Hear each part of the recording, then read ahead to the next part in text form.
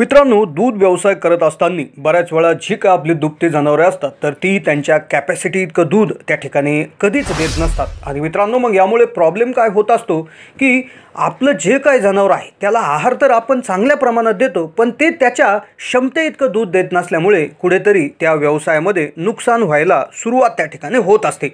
मग मित्रांनो, याच्यावर उपाय म्हणून बऱ्याच वेळा आपण जास्तीचा खुराक त्या ठिकाणी द्यायला चालू करतो किंवा जास्तीचा चारा पाणी करायला लागतो किंवा वैद्यकीय अधिकाऱ्यांच्या काही सल्ल्याने काही महागडी औषधे त्याचबरोबर काही टॉनिक सुद्धा त्या ठिकाणी देत असतो। पण मग मित्रांनो, याचाही त्या ठिकाणी बराचसा फायदा त्या ठिकाणी होत नाही आणि जर बराच काळ हे केमिकल पदार्थ जर आपण नेहमी देत गेलो तर याचा फायदा कमी पण दुष्परिणाम त्या ठिकाणी जास्तीचा होत असतो। मग मित्रांनो, जर जनावरांचं दूध वाढवायचं तर आपल्या घरामध्ये सुद्धा काही अगदी साध्या गोष्टी उपलब्ध आहेत की त्या अगदी ₹0 खर्चामध्ये जरी आपण जनावराला दिल्या तरी मित्रांनो जनावरांचं दूध त्या ठिकाणी वाढतं, तेही कुठल्या साईड इफेक्ट शिवाय। तर मग मित्रांनो, पण त्या वस्तू देण्याच्या आधी तयार करण्याची जनावरांची जी प्रक्रिया आहे तर ती समजून घेणं थोडंसं त्या ठिकाणी महत्त्वाचं असतं। कारण की मित्रांनो, जनावरांचं जर दूध वाढवायचं तर जास्त चारा खुराक देणं याच्यापेक्षाही महत्त्वाची एखादी गोष्ट असेल तर ती म्हणजे जनावरांची पचन क्षमता, तिची कार्यक्षमता वाढवणं किंवा तिची पचन क्षमता अतिशय स्ट्रॉंग करणे होय। मग मित्रांनो, पचन क्षमता स्ट्रॉंग करायची तर होतं काय की मित्रांनो, जनावराच्या शरीरामध्ये जी काय पचन करण्याची जी प्रक्रिया आहे तर ती अतिशय किचकट असते, तिला बराचसा वेळ लागत असतो आणि मित्रांनो त्यामुळे तिची कार्यक्षमता ही नेहमी घटलेल्या परिस्थितीत असते। आणि मित्रांनो, ही घटलेली कार्यक्षमता जर कुठेतरी वाढवायची असेल तर याला काहीतरी बाहेरून आपल्याला एखादा आयुर्वेदिक उपाय त्या ठिकाणी करावा लागत असतो। तर मित्रांनो, त्यामुळेच मी या व्हिडिओमधून अशी एक घरगुती छोटी गोष्ट घेऊन आलेलो आहे की मित्रांनो, तिच्यावर आत्ताच एका देशात मोठा प्रयोग त्या ठिकाणी झालेला आहे। मित्रांनो, ही गोष्ट अगदी ओळखीची असणार आहे आणि हिला त्या ठिकाणी कुठलाहीचा अपाय साईड इफेक्ट सुद्धा त्या ठिकाणी होणार नाही, अतिशय कमी प्रमाणात म्हणजे ₹0 खर्चात त्या ठिकाणी हा उपाय होऊन जाणार आहे। तर मित्रांनो, फक्त हा व्हिडिओ शेवटपर्यंत पाहत राहणं अतिशय जरुरीचं असणार आहे। पण त्याआधी मित्रांनो, जर या चॅनलला नवीन असाल तर जरूर या चॅनलला सबस्क्राईब करून शेजारील बेलचं बटन दाबा। गाई म्हशींचं दूध वाढवण्यासाठी त्यांची पचन क्षमता ही अतिशय स्ट्रॉंग करणं, खाल्लेला चारा जास्तीत जास्त प्रमाणात पचून त्यांचं दूध देण्याचं प्रमाण वाढवणं, यासाठी मित्रांनो अतिशय घरगुती गोष्ट मी या ठिकाणी सांगतो आहे। मित्रांनो, या घरगुती गोष्टीचं नाव आहे लसूण। आता मित्रांनो, लसूण ही अगदी ओळखीची गोष्ट आहे, आपण सुद्धा आहारात हिला कायम घेत असतो आणि मित्रांनो, लसूणाचे माणसासाठी सुद्धा अतिशय चांगल्या प्रकारचे फायदे त्या ठिकाणी आयुर्वेदात लिहिलेले आहे, त्याचा उपयोग सुद्धा आपण नेहमी करत असतो। मित्रांनो, मग हा लसूण जनावरांना का द्यायचा आहे याच्या मागे काही अभ्यास झालेला आहे का? होय मित्रांनो, स्कॉटलंड या देशामध्ये जवळपास 400 गायींवर त्या ठिकाणी मोठ्या प्रमाणावर अभ्यास झाला होता आणि मित्रांनो इथे त्या गायींना फक्त 20 ग्रॅम लसूण हा दररोज आहारामधनं त्या ठिकाणी दिला होता। मित्रांनो, जनावरांना हा लसूण दिल्यानंतर त्यांच्या शरीरात होतं काय की मित्रांनो, जनावराच्या शरीरात सर्वप्रथम चारा गेल्यानंतर त्यांच्या रुमेन नावाच्या भागात जातो आणि मित्रांनो या रुमेनमध्ये मोठ्या प्रमाणावर जीवाणू असतात। तर मित्रांनो, सर्वप्रथम हे जे काय जीवाणू आहेत तर ते चारा त्या ठिकाणी खातात आणि मित्रांनो त्याचं उरलेलं जे काय प्रमाण आहे तर ते जनावराच्या शरीराला त्या ठिकाणी मिळत असतं।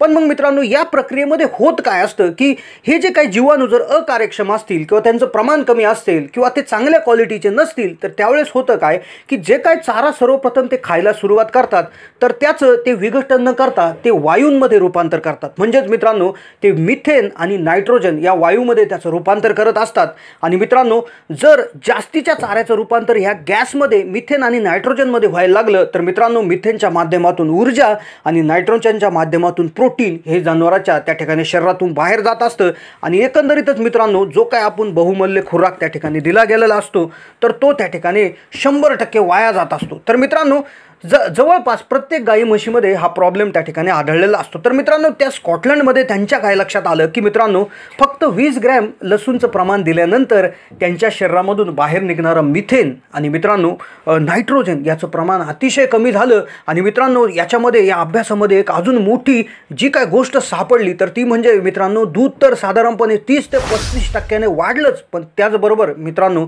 जनावराची फॅटसुद्धा नुसता लसूण जनावराला दिल्याने वाढली गेलेली आहे। आहे। तर मित्रांनो असा हा जबरदस्त फक्त लसूणाने होणारा उपाय असणार आहे। तर मित्रांनो मग आपण आपल्या देशात थोडंसं वातावरण वेगळं आहे, थोड्याशा गायींच्या जाती वेगळ्या आहे, तर आपण एक गोष्ट याच्यामध्ये ॲड करून आपण जनावरांना देण्यासाठी हा उपाय मी बनवलेला आहे। तर मित्रांनो सर्वप्रथम आपल्याला एक मोठा लसूण घ्यायचा आहे, जवळपास 20 ते 25 ग्रॅम इतकं लसूणचं प्रमाण असलं पाहिजे। तर मित्रांनो हा लसूण घेतल्यानंतर याचे जे काही वरचे कवर सर्व जे आहेत तर ते व्यवस्थित काढून घ्यायचे आहेत आणि मित्रांनो याच्या पाकळ्या बाजूला करून त्या पाकळ्यांचे सुद्धा कवर आपण काढून घ्यायचे आहेत। आणि मित्रांनो त्यानंतर ह्याच्या काय पाकळ्या आहेत तर याला अगदी व्यवस्थित आपल्याला बारीक कुटायचं आहे, याची पेस्ट त्या ठिकाणी तयार करायची असते। मग मित्रांनो ही जी काय पेस्ट आहे तर ही पेस्ट आपण जनावरांना डायरेक्ट त्या ठिकाणी देऊ शकत नाही, कारण की मित्रांनो याची चव थोडीशी तिखट असते, जनावर याला कदाचित खाऊ शकत नाही। आणि मित्रांनो याच्यामध्ये अजून एक चमत्कारिक गोष्ट आपण ॲड करून आपण याची कार्यक्षमता अजून वाढवणार आहे। तर मित्रांनो याच्यामध्ये आपल्याला जवळपास 100 ग्रॅम त्या ठिकाणी गुळ घ्यायचा आहे। मित्रांनो हा गुळ जनावराला जबरदस्त प्रमाणात ऊर्जा देतो आणि मित्रांनो तो सुद्धा दूध वाढवण्याचं काम अगदी चांगल्या प्रमाणे करत असतो। तर मित्रांनो सर्वप्रथम हा 100 ग्रॅम गुळ घ्यायचा आहे, याला सुद्धा अगदी बारीक त्या ठिकाणी याची पावडर भुकटी त्या ठिकाणी करून घ्यायची आहे।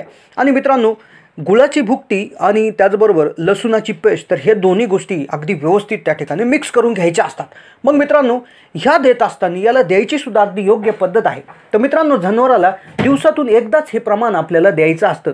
तर मित्रांनो सर्वप्रथम तुम्ही काय करायचं आहे की ही देत असताना तुम्ही दोन प्रकार करू शकता। एक तर तुम्ही गव्हाचं पीठ घ्यायचं आहे, त्याच्यामध्ये पाणी मिक्स करून घ्यायचं आहे, त्याचा एक गोळा बनवायचा आहे आणि मित्रांनो त्या गोळ्यामध्ये हा गूळ आणि लसूण यांची जी काय पेस्ट त्या ठिकाणी तयार झाली आहे तर ती त्या गोळ्याच्या आतमध्ये त्या ठिकाणी मिक्स करून तो गोळा बाहेरून लपेटून त्या ठिकाणी असा तुम्ही जनावरांना देऊ शकता। किंवा दुसरी पद्धत ही जी काय तयार केलेली पेस्ट गूळ आणि लसूणची ती तुम्ही तुमचा जो काय भुसा असेल, भरडा असेल तर त्याच्यामध्ये टाकून देऊ शकता, किंवा तुमचा जो काय कोरडा चारा आहे तर त्याच्यामध्येही त्या ठिकाणी टाकून देऊ शकता।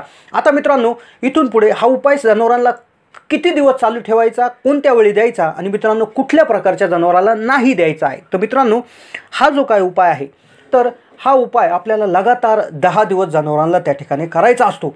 मित्रांनो हा जो काय उपाय आहे तर तुमचं संध्याकाळचं दूध ज्यावेळेस काढून होत असतं तर त्यावेळेस तुम्हाला हे जे काय मिश्रण आहे तर एकतर कणकेच्या मार्फत किंवा भुसाच्या मार्फत तुम्ही हे दोन्ही गोष्टींचं मिश्रण जनावरांना त्या ठिकाणी खायला द्यायचं आहे। फक्त याच्यानंतर एक काळजी घ्यायची आहे की याच्यानंतर कुठल्याही प्रकारचा चारा पाणी जनावरांना दिला गेला नाही पाहिजे।